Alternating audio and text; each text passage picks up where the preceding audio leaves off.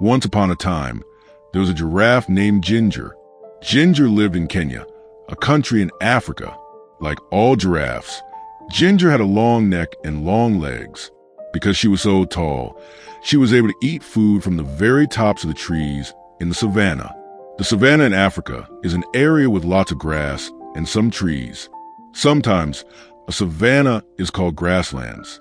The other animals like zebras and antelopes could not reach where Ginger could reach. But Ginger always found food.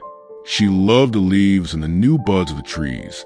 One day, Ginger was busy eating her favorite leaves along with some other giraffes. It was a bright, sunny day, and there was not a cloud in the sky. It had not rained for a long time, so the grass was very dry. She heard a noise down at the bottom of her extra long legs. It was her friend, Mickey the monkey. Mickey was trying to say something, but Ginger couldn't understand what he was saying. He looked very tired. "What's wrong?" asked Ginger.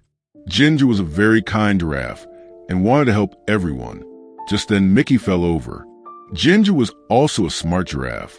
She knew what was wrong. Mickey couldn't find anything to eat and he was very hungry. Ginger nibbled some fresh, tender leaves and buds from the top of the tree where she was eating. She dropped some of the leaves and buds to the ground near where Mickey was. Then she nudged him a little with the hoof at the bottom of one of her very long legs. "Wake up, Mickey," said Ginger. "I found something for you to eat." Slowly Mickey sat up and ate a little. After a while, when Mickey was feeling better, Ginger asked him, "What's happened, Mickey? Why are you so hungry? Why can't you find anything to eat?" Mickey said, "It hasn't rained for so long and now there's no more food." "That's not good," said Ginger. "What's happening with the other animals?" "No one knows what to do," answered Mickey. "All the zebras and the antelopes and the elephants are getting worried about the dry grass. Some of them are thinking about leaving the savannah and trying to reach the jungle." "That's a long trip," said Ginger. "Are you going to go with them?" "I don't know," answered Mickey. "What do you think we should do?" Ginger thought for a while, and then suddenly, she had a good idea. "We should go talk to Leo the lion. He is the smartest animal in the savannah." Mickey was too tired to walk, so Ginger invited him to ride on her back. "Hold on tight to my neck," said Ginger. "There's a lot to hold on to," joked Mickey. Ginger laughed. "You're right. I've got the longest neck in Africa." So they started their journey across to the other side of the savannah to look for Leo. Ginger and Mickey were in luck. Leo was sitting up on a rock, and he was really easy to see as they walked through the grass. "Hi, Leo," they both shouted. Leo had been napping and was a little grumpy when they woke him up, but he was polite and said, "Hello, Ginger and Mickey. Why did you walk the whole way across the savannah? Just to wake me up?" But he was joking. He had a smile on his face. "Mickey says that there is no food left on the savannah because it's been so dry," said Ginger. "Do you have any ideas?" Leo thought for a while. He said, "There's nothing we can do about the rain. It will come soon, but we can't be sure when it will arrive. When the rain comes, all the plants will grow again and there will be lots of food for everybody." He thought a little longer. "The only thing I can think of is for everyone to move closer to the forest," he continued. "There will be more things to eat there, but I know it's a long trip and it will not be very easy. It might take days to get there." Ginger and Mickey looked at each other and then looked back at Leo. "Thank you, Leo," said Ginger. "It's probably best if they all try to get closer to the jungle." They said goodbye and then walked back across the savannah.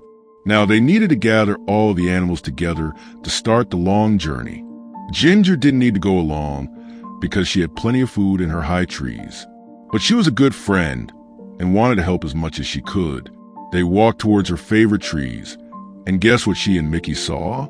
All of the animals were already gathered there and waiting for Ginger and Mickey. "Why are you all here?" asked Ginger. "Eddie the eagle told us that you're taking us to the edge of the jungle," said one of the zebras. "How did he know?" asked Mickey. "He heard you talking with Leo," said one of the antelopes. "So you've all decided to try to walk together to the jungle?" asked Ginger. "Yes," they all answered. "If you'll help us to get there," added one of the elephants. "Of course I'll help," said Ginger. "I'm your friend." So they started on their big journey across the savannah to the jungle. The sun was so hot, and there was no food and no place to get a drink of water. And then they heard it. It was thunder. Thunder, they all shouted. Thunder was very scary to the animals of the savannah. Can you guess why? Fire. Sometimes the lightning hits the dry grass and the whole savannah catches fire. Then everyone has to run. And that is exactly what happened. Fire, they shouted. They could smell it, and now they could see it. The fire was coming toward them. Ginger had to think fast, because she was so tall she could see farther than any of the other animals.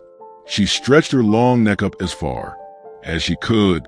Now she could see a place where there was no fire. Quick, she said. Everyone run this way. All of the animals followed her and ran as fast as they could. Soon they were out of danger. They stopped and gathered together one more time. Is everyone here? Ginger asked. She wanted to make sure they were all safe. All the animals looked around. They were all there, and then the most wonderful thing happened. I felt a drop, said a zebra. Me too, said an antelope. It was rain. Finally, everyone was very happy. It started to rain a little more, and then a little more. The rain put out the fire, so they didn't have to run. And the rain filled their watering holes and made the plants grow again. So they didn't have to make that long trip to the edge of the jungle. Everyone would soon have enough food and water. So Ginger, the giraffe, went back to her favorite tree and continued to munch on the leaves and buds.